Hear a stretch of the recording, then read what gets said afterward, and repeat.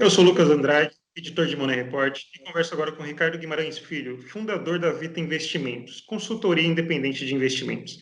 Esse é o quarto e último vídeo da série. No primeiro, o Ricardo falou sobre o cenário geral para as aplicações financeiras. No segundo e terceiro, o assunto foi a composição da carteira. Agora vamos abordar quem é quem no mercado e a importância de saber a função de cada um. Tudo bem, Ricardo? Obrigado novamente pela gentileza. Tudo bem, Lucas? Obrigado você, boa tarde, um prazer. Ricardo, para a gente abrir essa conversa que fecha a série, né, essa série de 4 vídeos, mesmo com muita gente fazendo essa opção de terceirizar os investimentos, acho que deve ser a maioria no país, queria saber a sua percepção, por que é essencial conhecer o funcionamento do mercado? A maioria das pessoas agora que os juros caíram, né, estão procurando profissionais especializados ou tentando por si só a diversificar e a mudar a sua carteira de investimento. Mas, assim, um profissional bem preparado é que nem um médico, né? Assim, você, quando tem uma doença, você sempre procura um profissional para te auxiliar, porque ele estudou, ele se preparou para aquilo. E a mesma coisa com relação aos investimentos, né? Ou seja, a gente está num ambiente, como a gente falou nas nossas últimas ligações, bem complexo, né? Então, assim, é muito importante um investidor procurar um bom profissional que entenda o seu perfil, para poder auxiliá-lo na escolha dos seus investimentos. Antigamente, a gente tinha juros no Brasil tão alto que o profissional ele tinha, vamos dizer assim, pouco valor, né? Porque quando você ganha 14% ao ano sem fazer nada e a inflação é 8, 9, você não precisa de um profissional para te ajudar, mas conforme os juros foram caindo e o mercado foi ficando mais complexo e o cliente teve que ir mais para ativos de risco e menos de renda fixa. Então, essa presença do profissional se tornou muito importante na vida das pessoas. Nos Estados Unidos, por exemplo, uma boa parte das famílias investem com um profissional chamado Financial Advisor lá fora, que acompanha praticamente a vida da família inteira, desde os pais, depois passando para os filhos e por aí vai, as gerações. Quando a gente acompanha o noticiário econômico, pega notícias sobre investimento, sempre se lê, se ouve falar do mercado, o mercado financeiro. Só que isso é uma questão muito abrangente, né? O mercado é feito por vários agentes. Eu separei alguns aqui, eu queria que você falasse um pouco sobre cada um deles, né? Por exemplo, gerente de banco, agente autônomo, consultor, planejador. Você pode falar um pouquinho para a gente, mostrar a diferença do trabalho de cada um deles? Claro. Então, começando pelo gerente de banco, né? O gerente de banco ele é um profissional que está no banco para ajudar os clientes em vários aspectos, né? Principalmente na questão do dia a dia, contas a pagar, mas também ele ajuda bastante na parte de financiamento imobiliário, eventualmente de um seguro.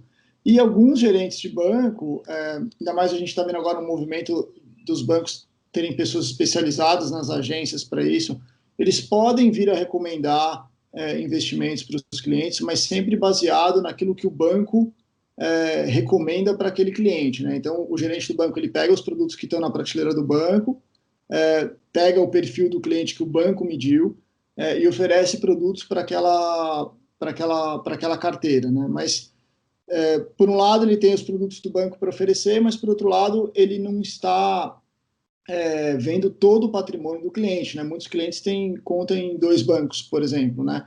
Então, se você apenas utiliza os produtos que o seu gerente recomendou, o seu gerente não sabe o que você tem no outro banco. Então, você pode ter a mesma exposição em 2 bancos separados sem ninguém saber disso, né? Além disso, o gerente do banco ele é pago pelo banco e tem a sua remuneração atrelada às metas que o banco coloca para ele, né? Então, o gerente do banco é um profissional importante em todo o sistema, principalmente nessa parte de financiamento e de dar acesso ao cliente aos produtos do banco. O agente autônomo, ele é um profissional da corretora, né? Ele geralmente está afiliado a uma corretora, ele tem um escritório separado da corretora, mas está afiliado a ela. Ele oferece aos clientes produtos daquela corretora. porém ele é remunerado pelos produtos que ele vende. Então, a CVM, embora mesmo o agente autônomo sendo um profissional regulado pela CVM, tem uma regulação bem restrita, etc., o profissional agente autônomo, ele não pode recomendar investimentos para os clientes, ele tem que usar as recomendações da corretora, exatamente porque, como a remuneração dele vem dos produtos que ele vende, através de comissão, existe aí um conflito de interesses, né? Então, a CVM coloca uma parede bem grande aí.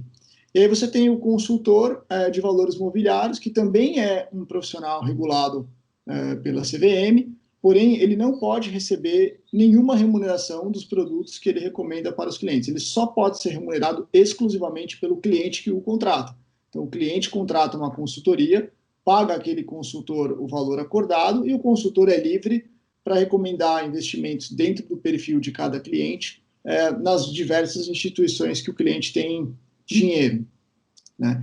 Então, a consultoria, que é o nosso caso, normalmente vê o patrimônio do cliente inteiro e acomoda os melhores produtos nas instituições que o cliente tem recursos.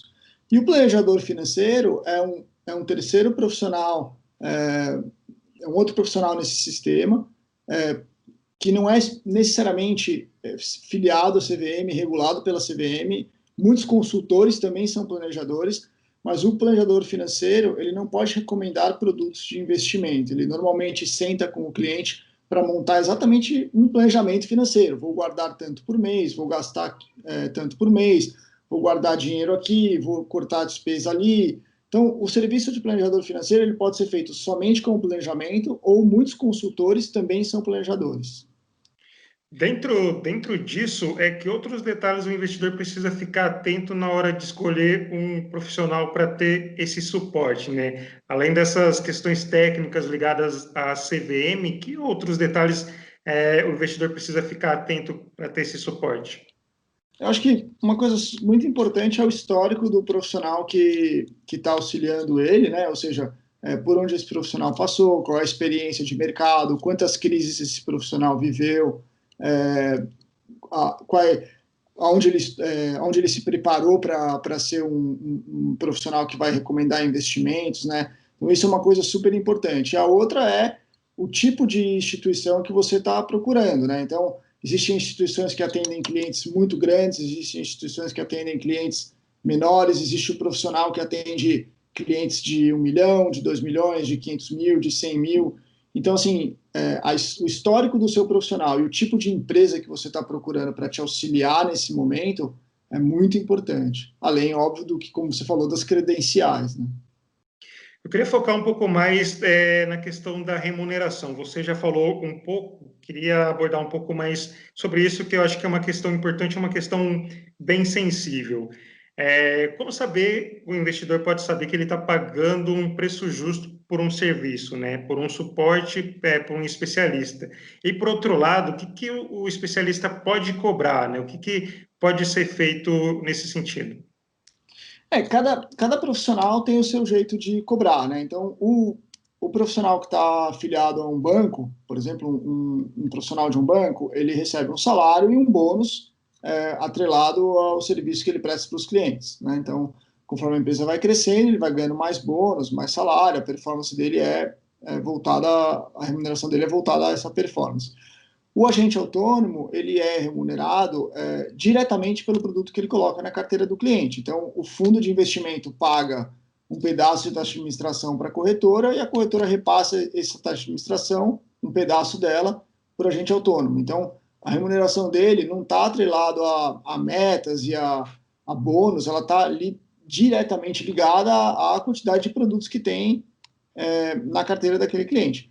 E a consultoria, ele acorda um FII com o cliente, e esse FII é a única e exclusiva remuneração daquele profissional, né? Então, quando você vai procurar um profissional para te atender, você tem que entender essa dinâmica e ver qual que você se sente mais confortável e aquilo que você está procurando, né? Vamos dizer assim. Então, quando a gente fala em investimento nesse suporte todo, lógico que a gente pensa na rentabilidade, né? No dinheiro rendendo. Só que cenário todo pode ter prejuízo. Por isso é importante ter tudo isso bem esclarecido, essa questão da remuneração, né? Exatamente. E é super importante também o cliente conversar com o seu profissional para entender quais taxas ele está pagando nos produtos, né? Ninguém trabalha de graça, óbvio, né? Então, assim, um fundo de investimento, qual é a taxa de administração, qual é a taxa de performance, qual é o benchmark daquela performance, né?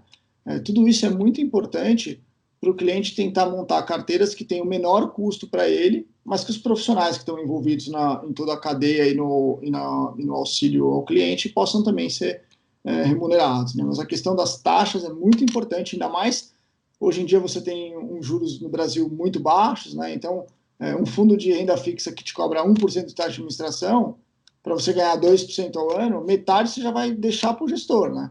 Então, assim, é muito importante olhar as taxas e os produtos que estão sendo colocados na carteira, exatamente pela visão do custo também. Ricardo, falando agora um pouco mais das instituições financeiras, como bancos comerciais, bancos de investimentos e corretoras, quais são as diferenças básicas entre elas? Você consegue explicar para a gente?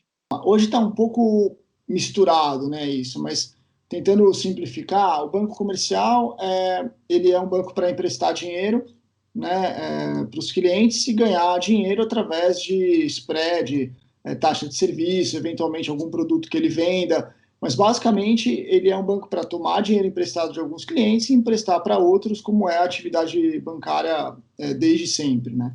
Aí você tem uma outra linha dos bancos, que é o banco de investimento, que até um pouco tempo atrás não tinha cliente pessoa física, ou as pessoas físicas eram clientes de altíssimo patrimônio, e ele serve basicamente para prestar serviço a empresas, né? Então, fazer IPOs, fazer fusões e aquisições, fazer dívida, estruturar dívida, lançar dívida de empresas no mercado. Então, o banco de investimento é um banco que até pouco tempo atrás era mais voltado para clientes corporate, né, que a gente chama. Recentemente, as corretoras e os bancos de investimento acabaram que ficaram a mesma coisa, e aí começaram a trazer clientes, pessoas físicas, de menor patrimônio para dentro da sua base de clientes, e a oferecer produtos de investimento um pouco mais sofisticados que os bancos comerciais ofereciam até pouco tempo atrás. Então, fundos de hedge, fundos de ações de gestoras independentes, acesso ao mercado de ações mais barato, né? Atualmente, o que você tem? Você tem um pouco dos bancos comerciais tentando correr atrás do prejuízo e também oferecer esses produtos mais sofisticados para os clientes pessoa física. Então, tudo isso está nesse contexto de queda nos juros, né? Todo mundo aí está tendo que diversificar para tentar atender a algum filão, né? A gente vê, por exemplo, até bancos digitais entrando nessa. Então, está tudo dentro desse contexto da queda dos juros e aumento das condições para investimento. Seria isso, né? Isso, exatamente. O mercado brasileiro, nos últimos 20 anos, ele se desenvolveu muito, né? Então, você tem toda essa parte de gestoras independentes, profissionais de altíssima qualidade fazendo gestão de fundos muito bons, que antigamente não tinham muito espaço para o público em geral. Esses fundos eram com acesso a pessoas de patrimônio muito alto, tinha toda uma burocracia para você investir, e agora as plataformas permitem que os investidores, vamos dizer assim, comuns, né, pessoas que têm menos patrimônio, possam ter acesso a esses gestores de altíssima qualidade. Ricardo, queria colocar aqui uma questão sensível, até por essa facilidade, né? Hoje, a percepção de que é muito mais fácil investir, ter acesso a um profissional, tanto que você, por exemplo, acessa o YouTube, sempre tem alguma propaganda. Você vai ver qualquer vídeo que seja, pode ser de música, alguma coisa de humor, você vai abrir um vídeo, tem alguma coisa de investimento. E parece que sempre tem alguma mágica ali, né? De seu dinheiro vai render muito em pouco tempo. Queria saber qual que é a sua avaliação sobre isso. Isso não parece ser muito bem educação financeira. Qual que é a sua avaliação sobre esse tipo de conteúdo? A gente é super cético com relação a essa parte de YouTubers, de influencers, né? Eu acho que o que você falou, assim, muita gente tenta prometer coisas, mostrar que é fácil ganhar dinheiro e etc. Mas, na verdade, como a gente conversou aqui nos 4 episódios, é muito complexo você ter uma boa carteira de investimentos adequada ao seu perfil, né? E ganhar dinheiro fácil não existe, né? É o que eu sempre falo assim, para os nossos clientes. Uma carteira de investimento é uma maratona, não é uma corrida de 100 metros, né? A gente vai correr por 20 anos aqui, né? Então, assim, a gente sempre fala para desconfiar quando alguém aparece no YouTube de graça falando como é fácil ganhar dinheiro. Essas pessoas normalmente elas estão atrás de dar aula. Assim, a gente é bem cético quando você vai ensinar alguém a ganhar dinheiro, né? Quer dizer, uma coisa diferente, né? Se a gente gosta dos cursos que são geralmente têm um valor mais caro, são cursos bem profundos, dados por excelentes profissionais. Esses cursos não ficam disponíveis no YouTube de graça, né? Assim, os bons profissionais cobram caro para te dar ensinamento, que vão te dar ferramentas para você aprender a gerenciar o seu patrimônio, né? Nada vem de graça, nada vem fácil. Ricardo, então, para a gente fechar essa entrevista, esse vídeo e essa série, qual que é a mensagem que fica diante de tudo isso? Não tem segredo não tem milagre para fazer o patrimônio render, tem muita dedicação, seria isso? É isso aí, tem muita dedicação, muito aprendizado, estudo, leitura, né? Aqui na Vita a gente lê muito, lê muito. Todo mundo lê livro, todo mundo lê notícia, todo mundo lê relatório, né? E visão de longo prazo, né? De novo, é uma maratona, não é uma corrida de 100 metros. Ricardo, muito obrigado. Agradeço novamente a sua gentileza em conversar com a gente, em esclarecer todas essas dúvidas com relação a investimentos, né? Tanto fazer a análise do cenário, saber o que está acontecendo hoje pode refletir lá no futuro, mostrar como compor a carteira de investimentos e principalmente agora, tirar essas dúvidas com relação a quem é quem no mercado. Obrigado, Lucas. Obrigado a vocês. Uma boa tarde. Tchau, tchau, Ricardo. O Money Report conversou com o Ricardo Guimarães Filho, fundador da Vita Investimentos. Obrigado pela atenção e até a próxima.